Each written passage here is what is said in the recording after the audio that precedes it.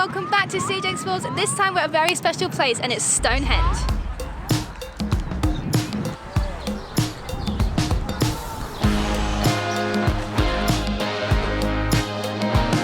Wildly busy. Very busy. Obviously, pre-book your tickets. Very busy and it's the hottest day on record. We took a back road to get here because everyone always stops and slows down on the main road for a good view of the Stonehenge. You can actually see it from the highway. Yeah, which is the only way I've ever seen it before, so it's the first time I'm actually going to see it up close in person. We've got an exhibition on your right. All facilities are down here, so toilets, cafe and the shop. Just past the shop, on the left is a shuttle bus. It runs every 5 to 10 minutes to take you up to the stones, or it's a 30-minute walk if you'd like to walk. Okay guys, we had just got our tickets, and tickets in the form of wristbands, so we actually pre-booked these.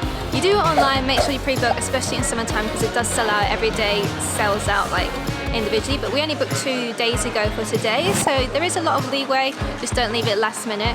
We are English Heritage members too, so that means as part of our membership this was for free.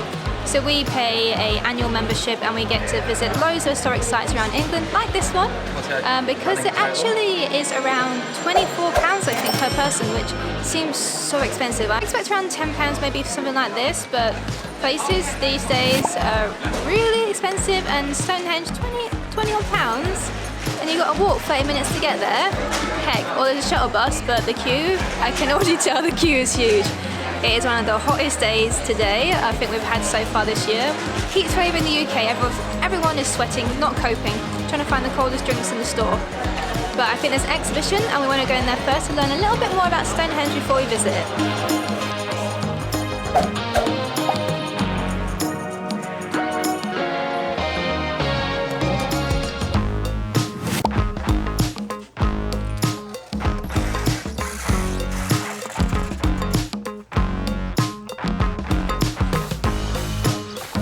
So they have this cool exhibition outside, and it is a replica of the houses that may have been around in the area when Stonehenge was constructed. They are not sure who built Stonehenge, it's still a mystery, but these are the houses that were in the area at the time based on archaeological records. Pretty cool, huh? There's your tour bus.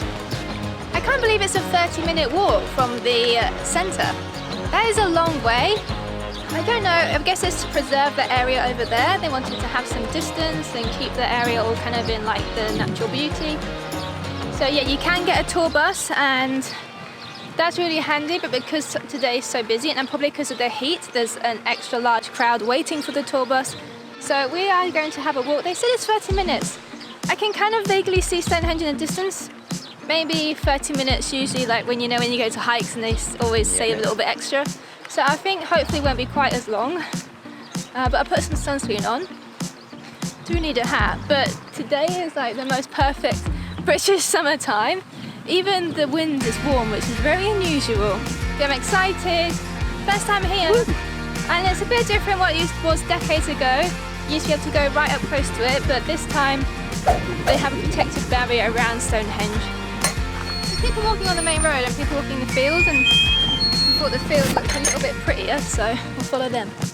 We are very excited about visiting Stonehenge because it's one of those ancient structures that has never quite been explained, and I'm kind of into all that kind of, not conspiracy theories, but alternate theories on our history and how things were made. The pyramids is another one of those things that it's they've got some theories about how it might have been done, but they're not quite sure. Same with Stonehenge, so I'm very excited to finally see it. They don't actually know why it was built either. So was it a place for ceremony? Was it a place for sacrifice? We've seen a lot of photos from the past of people who visited here, and they sacrifice their children, or they'll sacrifice a roast chicken and then eat it after the ceremony. You saw photos of that? Yeah. Of people sacrificing their children? Yeah, as a game. So people's interpretation of it is, it's up for your own interpretation really, but... Summer solstice is very important here too, because I think the way the sun... Yeah, and that's another thing, it's it lines up with the stars, which is... Something like the pyramids do as well, and actually summer solstice is only a few days away, so it's kind of a special time to be visiting, so close. Ooh. Yeah, literally 4 days away. And there's always a festival here every year. It's not actually on the Stonehenge site, obviously, Nearby. but it's in the fields nearby. It's a very important occasion around here.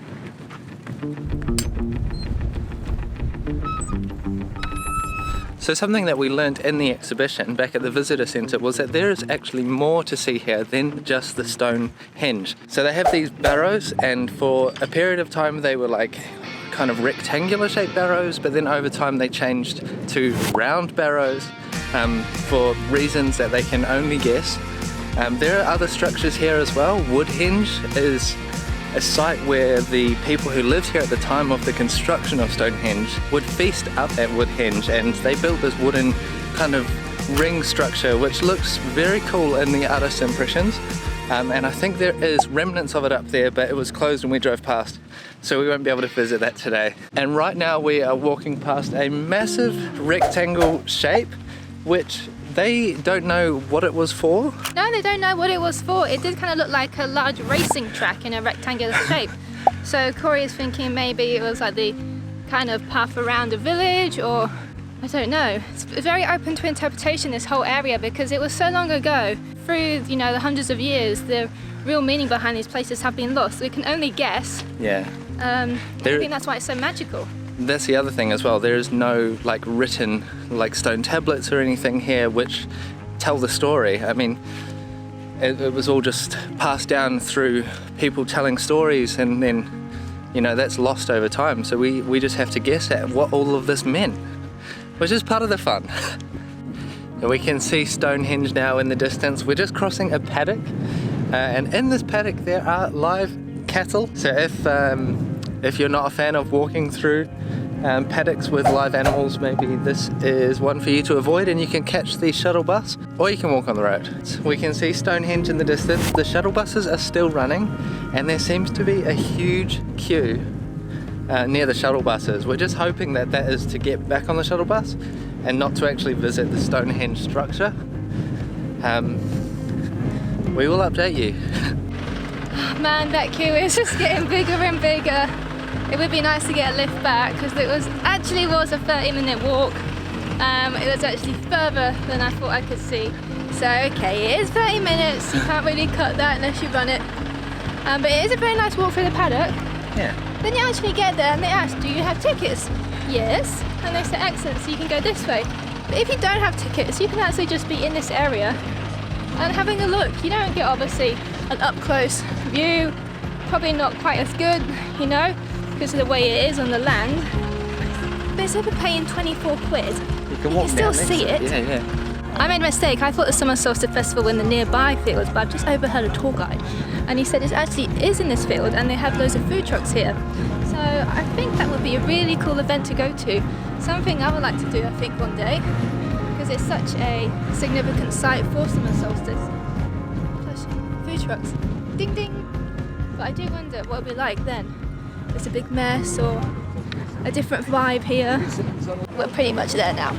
First impressions of this place are, wow, this is so cool. Even now, it is nearly 3 o'clock and the sun is kind of like heading down the side of the stones. You can see it's like the way it's positioned, I don't know, it's perfect. The summer solstice is when it lines up with the stones and it like sets or rises right between the stones and it looks magical, but it must have taken some thinking to put these massive stones in place so that that occurred every single year. Doesn't that just amaze you?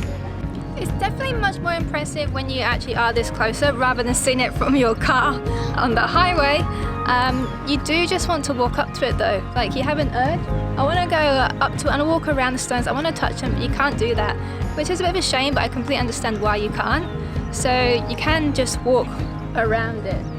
But it's quite a big gap away from it, and It's a shame. it's a shame. I wish there was just some section maybe you could go to, because I think it is a very special place, and I think that people do want to touch it, and there's so much history there. It's like connecting with your ancestors, isn't it? Yeah, there's a connection there, and I've heard other people say they wish they could just, I've heard some girls say, like very young girls, I want to go and I want to touch it. So you are compelled to, but you're not allowed.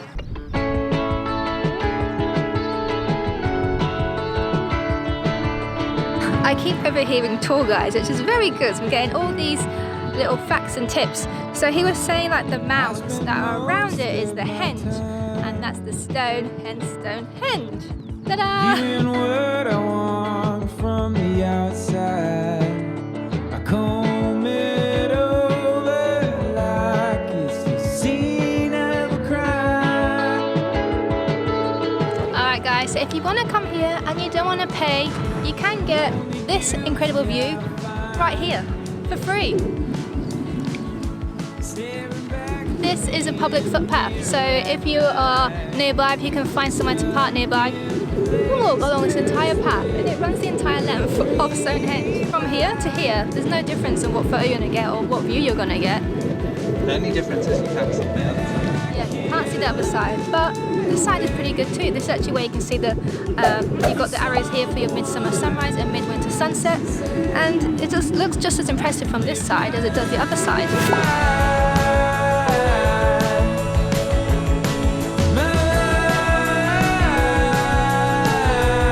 So my nan told me a really cool story that she visited here with my late granddad and friends when the kids were small.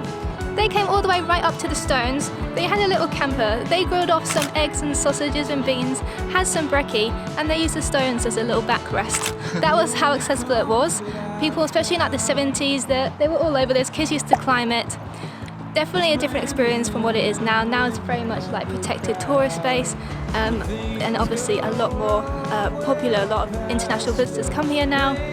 But I think it's amazing that they were able to just go up there and cook up like camping, like little fry up. The cool thing is there are some people here who are kind of like keeping an eye on the tourists, and if you want you can ask them questions about Stonehenge, and they are very knowledgeable. So I was asking one of them why we can't go up and touch them anymore. And if you look carefully at the stones, you'll see up to about head height, there's moss growing up the stones, but it sort of gets a bit scarce down the bottom of the stones, and that's where everyone touched them. The natural oils of people's skin kills the lichen that would grow on the stones. The lichen actually protects the stones, and some of the species of lichen are a protected species in the UK. So that's part of the reason why you're not allowed to go up and touch them anymore. The moss. Well, yeah. Seems a bit silly, doesn't it? The other reason is that before COVID there was 1.5 million visitors here every year, and you can imagine that the impact on the grass and the ground around the stones, it would get pretty dirty, and English weather is very wet usually, so it would get pretty muddy and pretty gross here. I think it looks quite nice with the grass. It's just a shame that we can't touch them, but there is good reason for that.